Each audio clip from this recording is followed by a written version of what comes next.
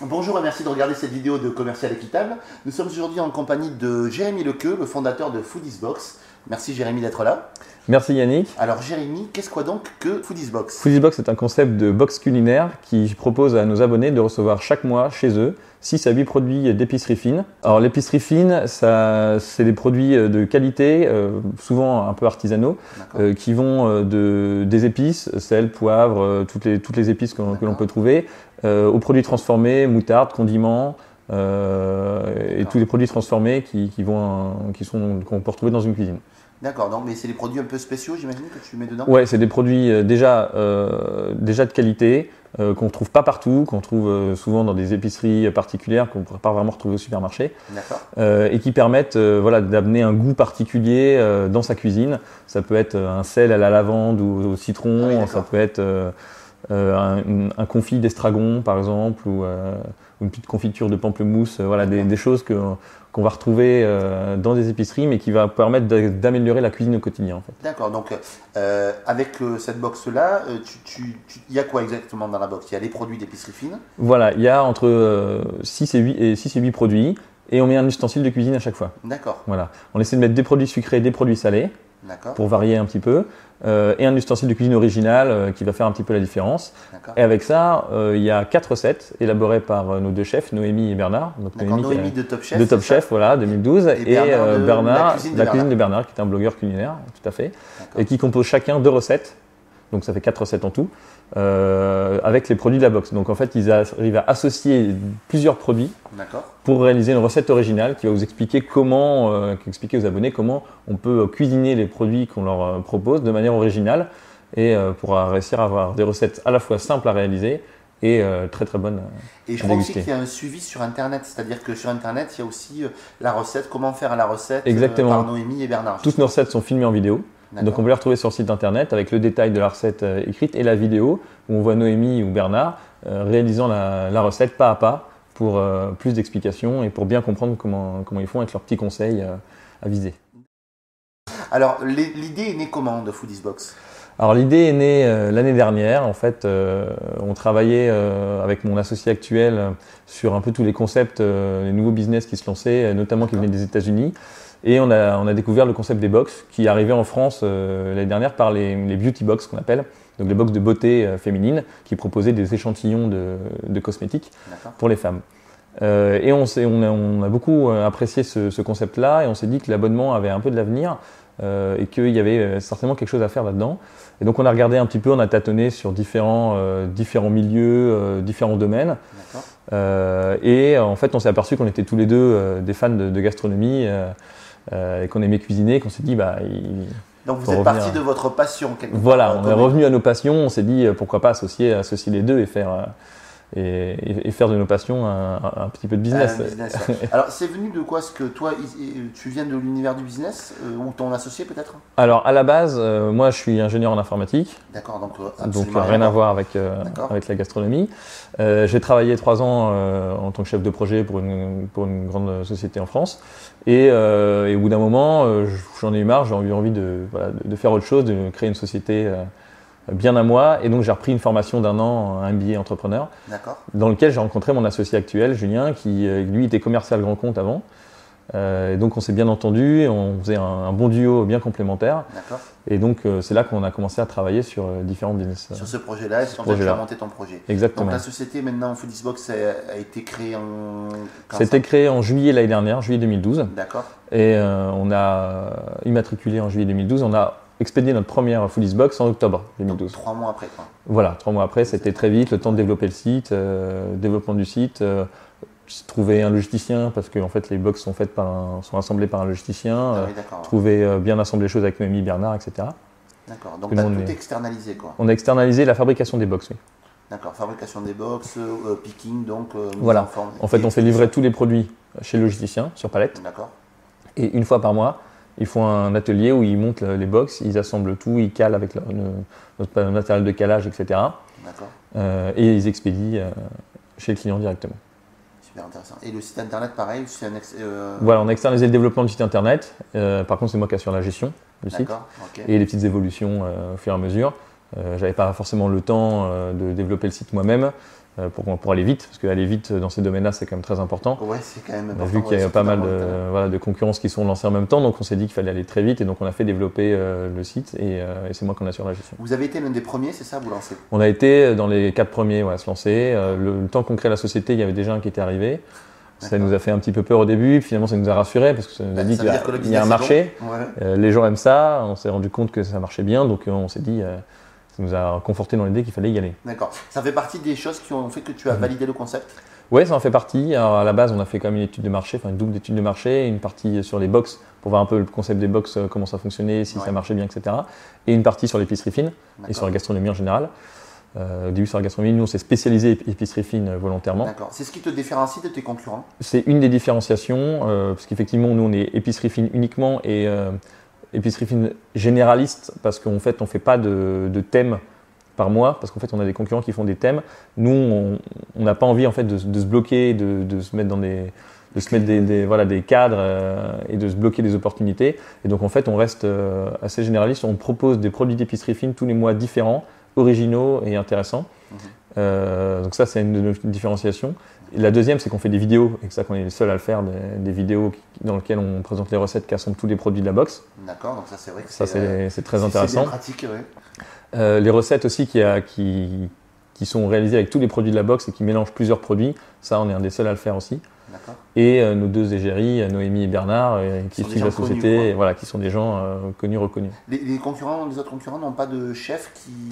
Il y en a qui ont des chefs, mais pas directement comme ça. En fait, il y en a qui varient tous les mois un chef différent. D'accord, ok. Mais ils n'ont pas d'icône, on va dire, ou de représentant de la société. D'accord, permanent. Permanent, exactement. Nous, ils sont associés avec nous, ils sont dans l'aventure Foodizbox. Comme peut l'être avec Top Chef. Voilà, c'est ça.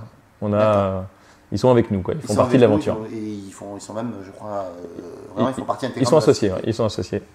D'accord.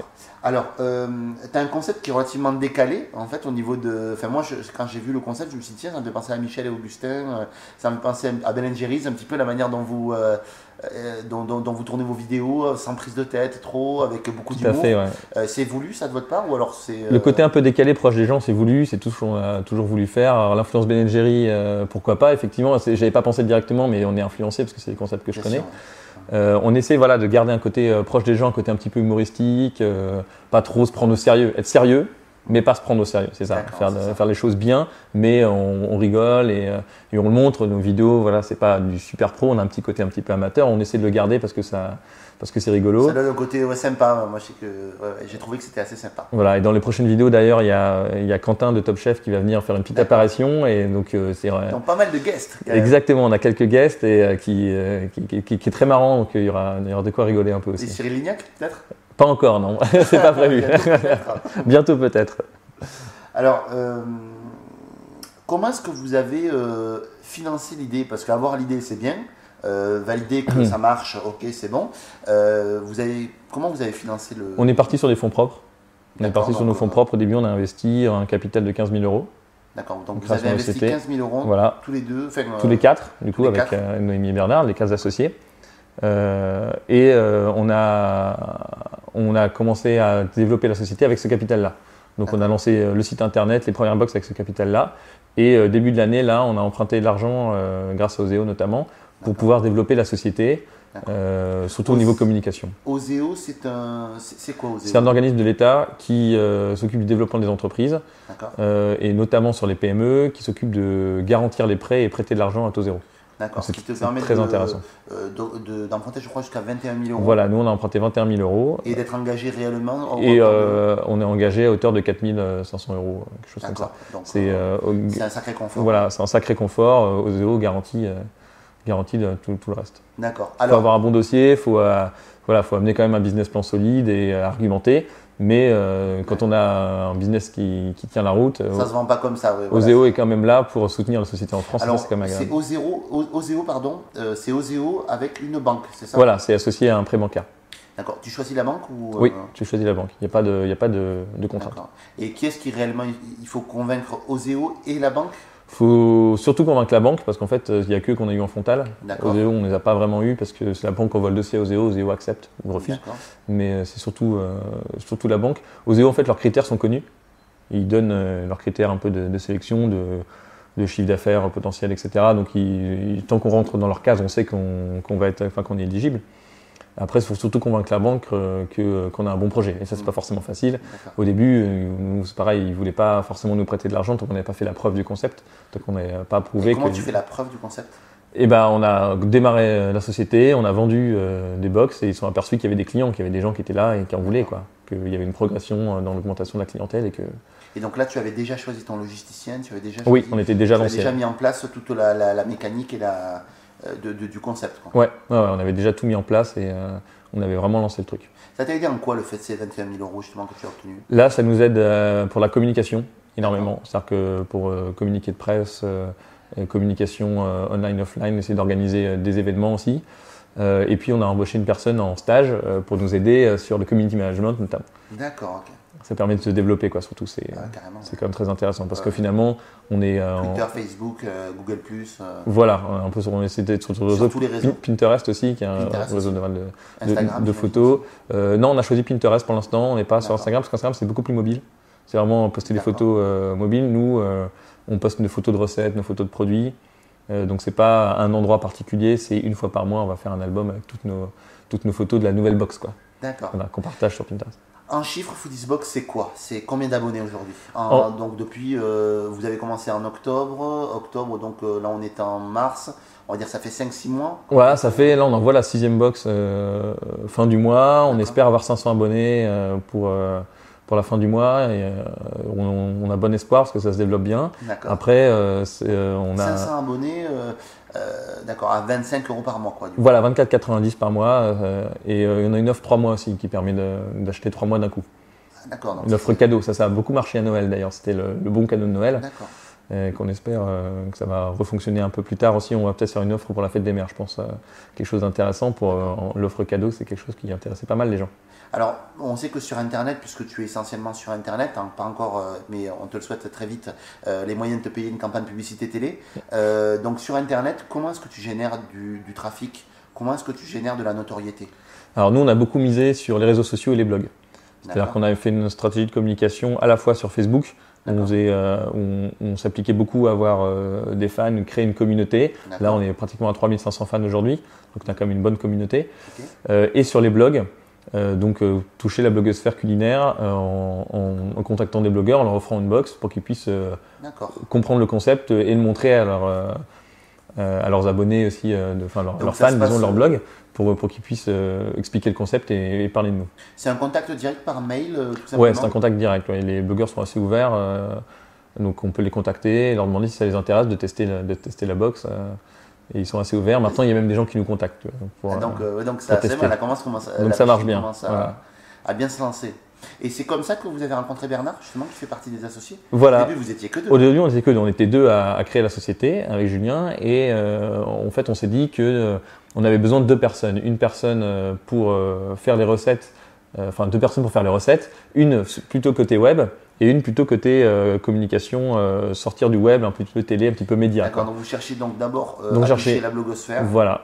Et ensuite, essayé de trouver une espèce d'égérie pour arriver à toucher un public plus large. Exactement, pour toucher un public plus large. Et donc au début, on a trouvé Bernard en cherchant un petit peu dans les blogs ce qui se faisait. On a bien aimé le blog de Bernard en fait, et donc on l'a rencontré. On a envoyé un mail, on l'a rencontré. Ça s'est très bien passé. Juste envoyé un mail, parce que Bernard est super populaire dans le domaine de. Ouais, il a un très gros blog, un très gros trafic. La cuisine de Bernard.com d'ailleurs. Voilà, la cuisine de Bernard.com. Pour lui.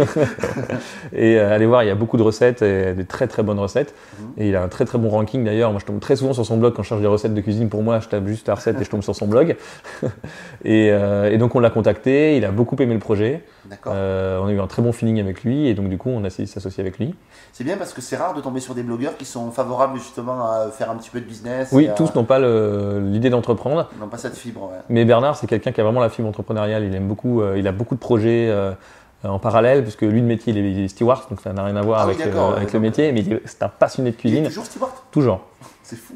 Mais c'est un passionné de cuisine et là il est en train d'écrire un livre de cuisine avec ses recettes, de préparer une émission potentiellement de cuisine. Il travaille beaucoup sur ces concepts-là, il adorerait. Donc il est vraiment dans le milieu, il a plein de projets et c'est quelqu'un qui a envie de se développer. Ça bouillonne, quoi. Voilà, ça bouillonne, exactement. Et Noémie, un peu plus difficile à contacter. Et ben Noémie, finalement, en fait, on cherchait quelqu'un de médiatique. Moi, j'avais suivi Top Chef en 2012, j'avais adoré Noémie. Donc fan de Top Chef. C'était ma préférée, voilà. Ouais. Et donc du coup, je lui avais envoyé un message sur Facebook, tout simplement. Juste un message sur Facebook, et elle m'a répondu. Elle doit avoir des milliers de fans, quoi. Oui, elle a des milliers de fans, mais elle répond. C'est fou. Elle répond, elle a aimé le concept en fait, et donc du coup, on s'est appelé. J'ai expliqué un peu plus le concept en détail. On s'est vu, on allait la voir à Nice, parce qu'elle habitait Nice à l'époque. Et on lui a expliqué le concept, elle a adoré, voilà, au culot, et du coup, on a fini par s'associer aussi. D'accord. Une belle histoire qui commence, quoi. Voilà. Donc maintenant, on va passer aux questions des internautes, si tu veux bien. Avec plaisir. Répondre à leurs questions acérées. Donc tu verras, elles sont très sympas. Donc j'ai une question de Perrine qui nous demande si tu as l'intention de franchiser. Alors pour l'instant, c'est pas vraiment dans les plans parce que le concept n'est pas vraiment franchisable sur Internet en l'état. D'accord. Après, si un jour on ouvre des boutiques en propre, pourquoi pas, parce que ça peut être. T'as l'intention d'ouvrir une boutique en ligne déjà ? Et voilà. Et pour l'instant, on va ouvrir bientôt une boutique en ligne déjà, qui va permettre à nos abonnés de racheter les produits un par un qu'ils ont appréciés dans les box précédentes. Parce que c'est une question qui nous revient souvent des abonnés, c'est où est-ce que je peux retrouver les produits ? Oui, c'est ça. Parce qu'évidemment, c'est des produits qu'on trouve pas partout, qui sont assez particuliers. Du coup, là, on propose dans les semaines à venir une e-boutique qui va sortir, qui va permettre de racheter tous les produits des Foodies Box précédentes. Donc, du coup, tu as une e-boutique qui va aller grandissante au fil des box. Exactement. Plus le temps passe, plus il y aura de produits à disposition. D'accord. Et du coup, comment est-ce que tu sources tes produits ? C'est Noémie et Bernard, pardon ? Alors eux nous aident à sourcer et Julien et moi en fait on s'est mis tous les quatre. Nous on va sur des salons par exemple, on essaie de trouver des petits producteurs etc. Et Noémie et Bernard quand ils trouvent des produits sympas parce qu'ils ont comme ils cuisinent tout le temps, ils ont tout le temps des contacts avec des producteurs etc. Ouais. Et donc du coup ils en parlent du concept producteur et on s'y met tous les quatre pour trouver des produits. On leur fait toujours valider les produits parce que c'est eux qui font les recettes quand même in fine. Donc en gros pour la franchise, d'ici 2-3 ans, quand tu seras multimillionnaire, voilà. que tu commenceras à lancer tes propres mes boutiques en propre. Les boutiques en propre, là à ce moment-là, sans souci. Voilà. Et on t'enverra Perrine alors. Très bien, avec plaisir. Donc ensuite j'ai une autre question de Sacha qui nous dit j'ai peur de me lancer. Comment est-ce que tu t'es rassuré et tu as sauté le pas ? On a toujours peur de se lancer parce que c'est de l'inconnu, ça c'est sûr. Alors après, il faut se rassurer avec des trucs concrets, avec des chiffres et avec des choses qui ne trompent pas. Donc on fait une étude de marché, nous on en a fait plusieurs. C'est quoi une étude de marché ? Qu'est-ce que tu fais ? Tu regardes déjà s'il y a des concurrents. D'accord. Si le business existe, s'il y a des concurrents, s'il y en a un peu, c'est bien. Voilà, nous il n'y en avait pas du tout au début. S'il y en a un petit peu, c'est bien parce que ça veut dire qu'il y a déjà un potentiel marché. S'il n'y en a pas du tout, il faut se poser un petit peu des questions. D'accord. Sauf si on est très novateur. Nous, comme on est arrivé sur un concept très novateur, on s'est dit bon, il y a peut-être quand même quelque chose à faire. On avait vu qu'il y avait des concurrents, mais pas exactement sur la gastronomie, plutôt sur les beauty box. Donc nous, ça nous a un petit peu rassuré sur le concept de l'abonnement. Donc déjà, il faut se rassurer sur le concept. Ensuite, il faut voir s'il y a des clients qui aiment ce genre de produit. Donc là, nous, on a plutôt étudié est-ce qu'il y a des gens qui achètent beaucoup d'épicerie fine, quel est le volume de vente de l'épicerie fine en France, etc. Il faut regarder les chiffres globaux déjà, voir si c'est des tendances qui augmentent ou des tendances qui diminuent. D'accord. Toi, tu vas où pour regarder ça ? Alors, tu peux trouver dans des journaux spécialisés, dans des revues, sur Internet, on trouve beaucoup de chiffres. D'accord. Faut fouiller un peu partout. Faut fouiner. Après, il y a beaucoup d'études aussi. On trouve. Moi, je suis allé pas mal à la bibliothèque aussi. Il y a des études sur beaucoup de sujets. D'accord. Et c'est comme ça un petit peu aussi que tu as rassuré ta banque, j'imagine ? Voilà, c'est comme ça qu'on a rassuré la banque en montrant ça. Et puis ensuite, après, faut beaucoup en parler autour de soi. C'est-à-dire qu'une idée de business, faut en parler à tout le monde, à ses amis, sa famille, etc. Parce qu'ils vont avoir un premier ressenti. Et ils vont avoir un premier retour. Il ne faut pas oublier quand on va lancer un business, ça va être un peu nos premiers clients. C'est les premières personnes à qui on va en parler. Et ça permet aussi de se rassurer, de voir que toi, ça a été uniquement positif quand tu en as parlé à ta famille, à tes amis ? Non, ce n'est pas uniquement positif. C'est jamais uniquement positif. Mais est-ce qu'il n'y a pas justement des gens qui te mangent un peu l'énergie, qui sont un peu des briseurs de rêve et qui te disent… Il y en a toujours, mais il ne faut pas s'arrêter là non plus. Après, il ne faut pas être… quand tout le monde vous dit que c'est une mauvaise idée, il faut faire attention un petit peu. C'est là qu'il faut prendre un petit peu de recul et se dire est-ce que c'est vraiment une bonne idée ou pas. Et là, il faut peut-être faire des tests clients un peu plus poussés. Essayer de faire des tests sur il y a des sites qui proposent ça aussi, sur une centaine de personnes, leur demander ce qu'ils achèteraient ou pas, etc. Sur Monkey par exemple. Voilà, exactement sur Monkey, sur des sondages. Essayer de voir si ça peut intéresser plus de gens, plus de masse que les gens autour de soi. D'accord. Et comment tu trouves les gens à sonder, les sonder, tu les trouves comment ? Il y a des gens qui s'inscrivent sur des sites qui proposent ça. Ça existe. Sinon, on peut faire aussi des sondages dans la rue. C'est un peu à la main, mais ça marche aussi. Hein, essayer d'aller voir les gens, leur demander, leur proposer directement. T'as fait ça toi aussi? Voir ce qui se passe. On l'a pas fait dans la rue directement parce que nous on était vraiment que sur du web.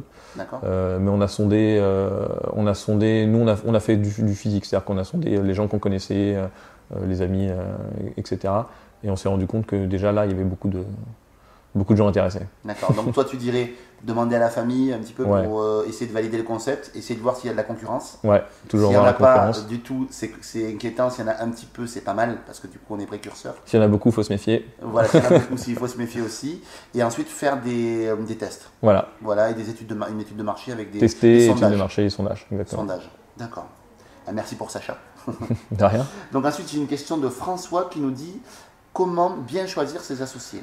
Parce que là, toi, vous êtes très vous avez important. commencé à Ouais. deux. On a cofondé à 2 et maintenant on est 4. Les associés, c'est vital. C'est comme un mariage. C'est pareil. On se marie avec une société, avec des associés. C'est très très important. Donc il faut bien les choisir. Il faut très bien s'entendre avec eux. Il faut surtout avoir des compétences complémentaires. C'est-à-dire qu'il ne faut pas se marcher dessus. Sinon, on court à la catastrophe.